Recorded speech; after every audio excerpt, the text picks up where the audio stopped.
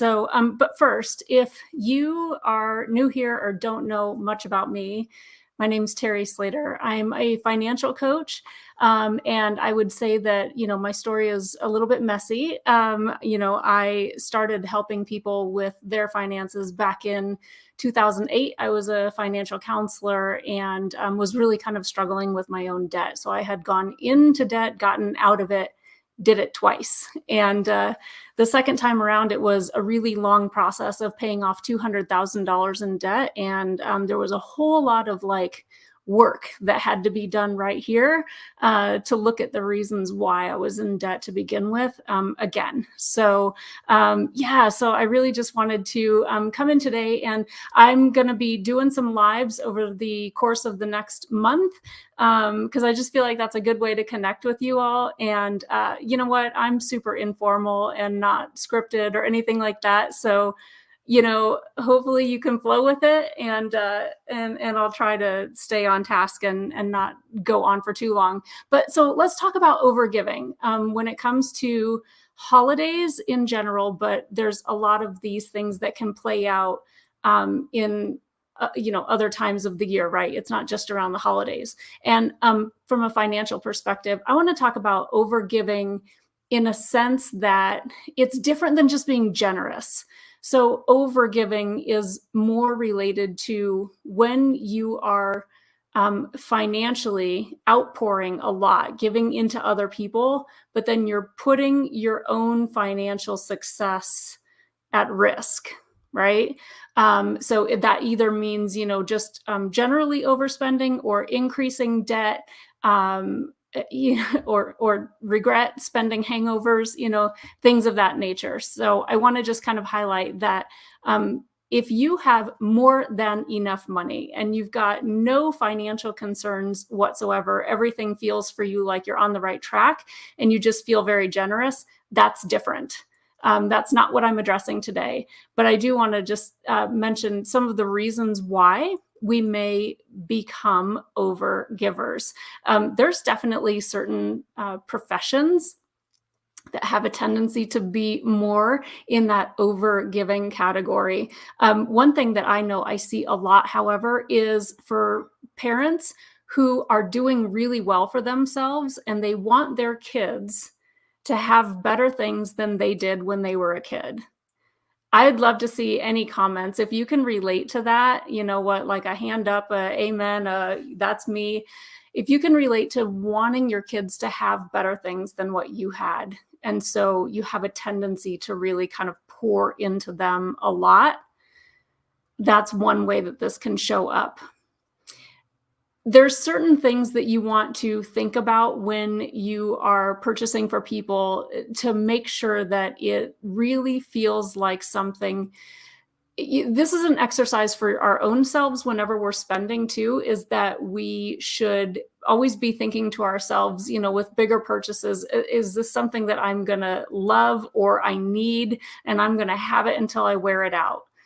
Because I know another thing when it comes to especially buying for children, I've experienced this with gift giving, not just for my children, but when I've bought things for other people and I've really felt like I thought, oh, this person really is going to want this thing. I know that this is going to make them so happy. And then it, sits in a closet and, never gets worn or never gets played with.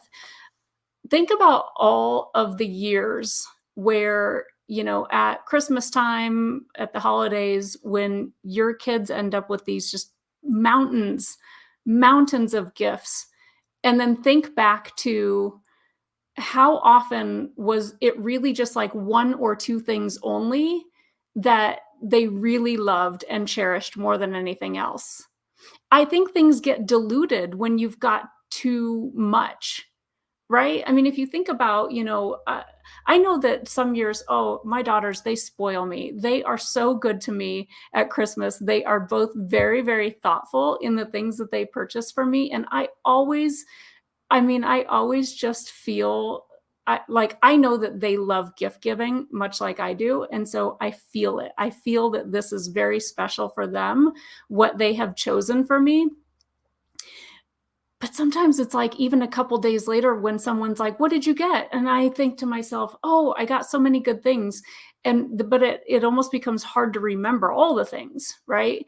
It's not that I didn't love and appreciate everything, but the memory of what I got gets very diluted very quickly. Whereas if there's just one or two things that are super awesome, that's easier to hold on to and remember, right? One of my former coworkers, she's much younger than I, and was really just kind of starting her family a couple years ago, and she was talking about how her children are going to get completely spoiled by all of their family members too, right? You know, aunts, uncles, grandmas, grandpas, they're all going to come into town, spoil the kids. The kids are like 3 and 1. You know, they don't, their basic needs are always met. And it's just, what do you get for them? And at that age, especially, I mean, think back. Can you remember anything that you got when you were 3 or 1? Because I know that I can't. I remember certain things. I remember a birthday cake very well that I had when I was 3, but I don't remember gifts or anything like that. So she had told me about a concept that I'm sure she saw on Pinterest or something like that. I probably am not going to say this right, but it was something you want, something you need, something. See, I already forgot it, but there's like 2 more, something to read and then something else. I don't remember what the 4th was, but the intent was that, you know, the kids are little.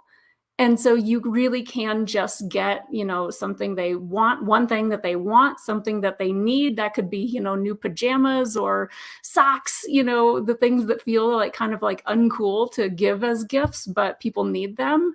Um, you know, and then like a little book, because who doesn't want to encourage reading when you've got the littles? You know, and then one other thing I wish I could remember. I should have looked it up before I jumped on because I knew I would forget it. But I think what it comes down to is really just being intentional, right? Think about what you want to get for people in advance. You can ask them well in advance, you know, hey, what would you like? You know, is there anything that you want? You know, and then honor that if that feels good to you. And if it feels like, maybe that's something that I'm not going to get for you, but maybe somebody else will, or maybe others will chip in on it or something like that. But really be intentional. And I think that with the holidays and marketing, we need to all not ignore how good marketers are. They absolutely know the kinds of things that just get us, right? And I think with the holidays, stocking stuffers is probably one of the biggest things. When you go to any checkout line in any store, I mean, stores that don't even normally have little things like sitting around the checkout, they will now have a big thing that they've pushed over with little items all under $5, right? And we do that when we're going from store to store to store, and it's always like you just see, oh, that one more thing, and oh, it's only a couple bucks. Oh, and you just have a tendency to then aggregate it and look at the whole thing and realize it can add up to a lot. If you have no idea what your typical spending is at the holidays, I would encourage you to go through the exercise. You've got like another week plus before, you know, Black Friday and it all super kicks in. I guess some people are starting that Black Friday stuff already. But if you can, you know, take an hour in the afternoon this weekend and go back through, you know, do a little bit of looking into your, you know, credit card account, checking account, whatever, and kind of look through last year, this time, how much money did I spend on gifts? And if that's an impossible exercise for you because you don't have any system of tracking, then I'm going to highly encourage you to reach out to me so that we can get you a system that works for you for tracking. Because I do think that tracking is one of the most important things that you can do so that you really are able to reflect on what has happened. So often people want to change their financial circumstances, but when I'm trying to help and I say, tell me what's been happening right now, it's a lot of just guessing, right? Just kind of pulling numbers out of thin air. I think it was about this much, or I think it was that much. But I want you to really look at your holiday spending. And that, I mean, that can include travel if that's something that you're going to be doing as well too. But look at what you've done in the past. Does that feel good to you? Is that in line with what you want to be doing again this year? Or do you want to scale it back or just do it differently? So it's things to think about, but being intentional is really kind of setting forth, okay, I know that I have, these people that I intend to buy for this year. And then just write down like a rough idea of one or two things that you want to get for that person that you know that they are going to love and cherish. And then when you're shopping, don't just be randomly walking around waiting for the store to just throw something at you and say like, you must have this, right? Or this is on sale. Maybe it's on sale, but is it what you wanted to begin with? Is it what you went there for? Right. And these kind of, they're little boundaries that we put on ourselves. It's ways that we can kind of help ourselves be a little bit more disciplined in our spending. And it's the kind of thing that just helps in the long run, being more intentional, feeling good about what you've gotten, what you've bought for people, and keeping within whatever those limits are that you wanted to keep within, because you have to also honor yourself. And if you, like I said, if you have more than enough money and you just want to be generous, then this is not the conversation for you.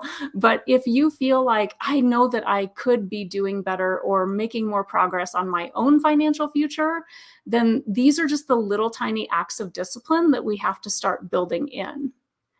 So hopefully this was helpful information. I really feel like so much about personal finance is so much about just internal reflection about what you've been doing, what you want to be doing differently.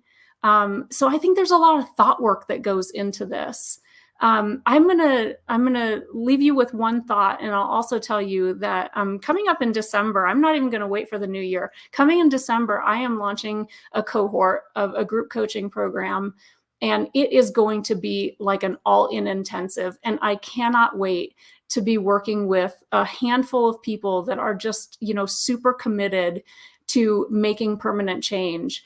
So that's going to be coming up soon. I'm going to keep going live here over the next few weeks, and I'll let you know more about that as well. I'll actually throw a link up if you want me to keep you informed about it. If you're on Facebook or YouTube or LinkedIn, you'll see that link on screen there too. I'll put it in the notes on Instagram. But here's the thing that I want you to think about. I want you to think back to your own, like, I don't even care what period of life it is. You can think back to your childhood when you were, a teenager, newly married, like whatever the case may be. But I want you to think back to some of the most impactful moments. They can be gifts that you've gotten, but also sometimes that's experiences. I hear a lot about families who say, you know what, we surprised the kids. We woke them up on Christmas morning and drove to the airport and took them to Disneyland, right? Or Disney World. I hear about those kind of stories. Now, that is not an inexpensive venture. I mean, maybe people have lots of points and, gifts or whatever that help pay for it. I don't know. I don't presume to know what anyone has paid for anything, but that is a little bit more than just a little something under the tree, right? But I'm sure that you can imagine that if you've had moments like that in your life where, maybe it was a camping trip or something that you took where it was the experience that really stands out at you. I just want you to reflect on some of the most impactful or memorable gifts or experiences that you had with people that you really cherished in your life. And then kind of think about, the money that's tied to that, because many of us have fantastic memories and experiences of things that did not cost a lot, really didn't cost a whole lot. So that's just something that I want you to take with you and think about today. I am so glad that you joined me today. And if you have any questions for me or have a topic that you want me to discuss coming up, I'm going to be going live twice a week for the next few weeks. Feel free to shoot me a message, hop into my DMs, however you want to do that. And with that, I will see you all again next week on Tuesday. All right, take care and have a wonderful weekend.